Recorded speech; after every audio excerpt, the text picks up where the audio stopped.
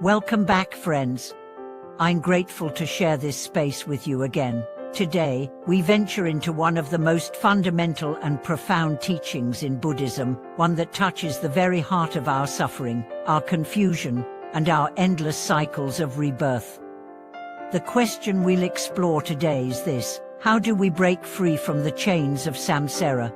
And what does it truly take to step off the wheel of birth and death? We begin with a powerful teaching by the great Master Guan, who once said, "People are trapped in samsara because they are overwhelmed by emotions and desires."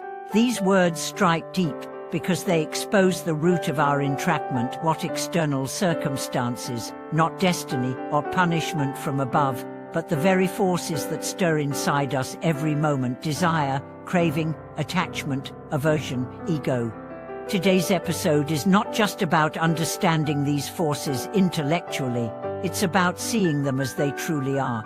It's about shining a light into the dark corners of our psyche and asking, which of these desires still rule me? Which emotions still drag me around like a puppet on strings? And most importantly, how can I begin to loosen their grip? Let's first look at the architecture of samsara. In Buddhist cosmology, samsara is the endless cycle of birth, aging, sickness, and death.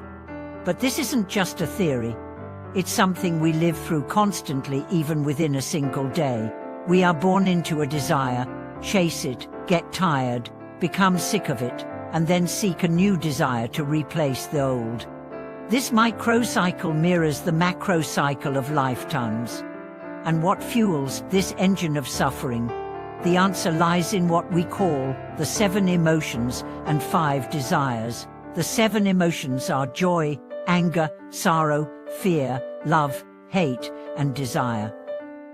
The 5 desires correspond to the 5 sensory cravings: sights, sounds, smells, tastes, and touch. These are not inherently evil. In moderation, they color our experience of life. But when left unchecked, when pursued with greed and clinging, they become the chains that bind us to delusion and suffering. Think about it. How many decisions have you made, not from wisdom, but from anger or fear? How many relationships have been strained or broken because of jealousy or pride? How much time and energy have we wasted chasing pleasure, status, control, only to feel emptier in the end? Master Guan used to tell his disciples, "It's not suffering that binds you, it's your unwillingness to let go of what causes suffering."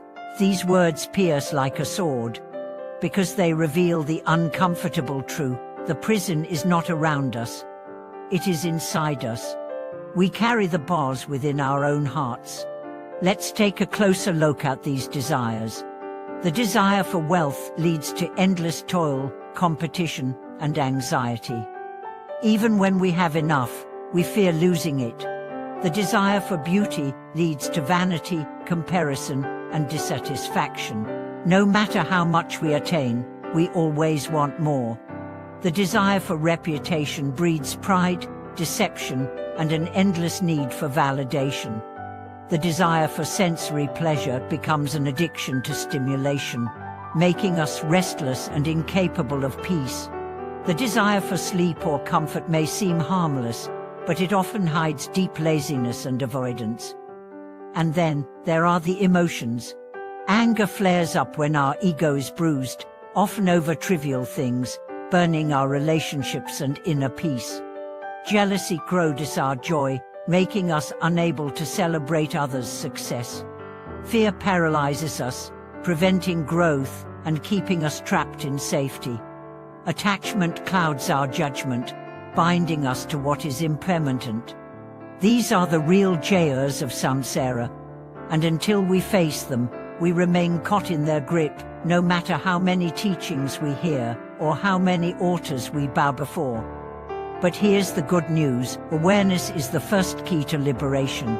When we begin to recognize these forces, not just in theory, but in real time, we begin to weaken them. We start to see, this is my pride speaking. This is my fear acting out. This is my craving taking over. And in that moment of recognition, something shifts. We gain space. We reclaim power. We begin to choose differently. This is why the Buddha emphasized mindfulness not just as a practice, but as a way of life.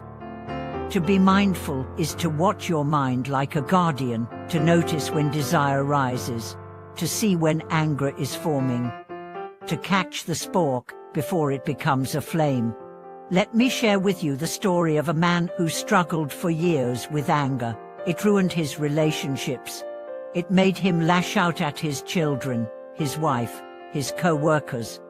Every time, he would regret it, promise to do better, but the cycle continued. Then one day, during meditation, he saw clearly anger was not something that happened to him, it was something he fed, moment by moment. He fed it with thoughts, with justifications, with imagined slights. And just as he fed it, he could stop feeding it. From that day, every time anger rose, he said to himself, "And not this time." Slowly, it lost its power. This is the practice of liberation. Not in dramatic gestures, but in daily discipline. Not in public, but in the privacy of your own mind. But breaking the cycle of desire doesn't mean becoming a robot. It doesn't mean suppressing your humanity. It means reclaiming your freedom. When you're no longer a slave to your cravings, you can enjoy life more deeply. When you're no longer driven by fear, you can make decisions from love. When you're no longer obsessed with control, you can dance with uncertainty. So how do we begin this journey? First, cultivate awareness. Keep a journal of your emotional patterns. Notice what triggers you, where your mind goes when it's unguarded. Second, practice restraint. Just because you feel a desire doesn't mean you must act on it. Train yourself to pause, to wait, to choose. Third, reflect deeply.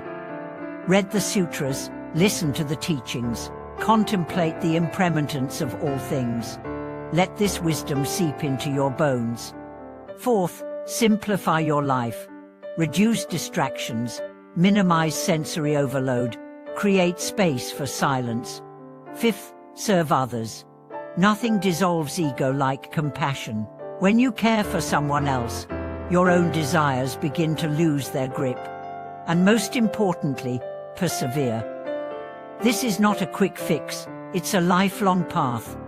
There will be days you fall back into old patterns. Don't give up. Every time you return to mindfulness, to sincerity, to practice, you are planting seeds of freedom. Let me leave you with a final image. Picture a lotus flower. It grows out of the mud, not in spite of it, but because of it. The mud is your emotions, your desires, your karma. But if you practice with sincerity, those very conditions can give rise to your awakening. You don't need to escape your life. You need to awaken within it. Thank you for watching this video. I hope this message has offered you insight, encouragement, and direction. If you're on the path of breaking free from your own inner chains, share your story in the comments.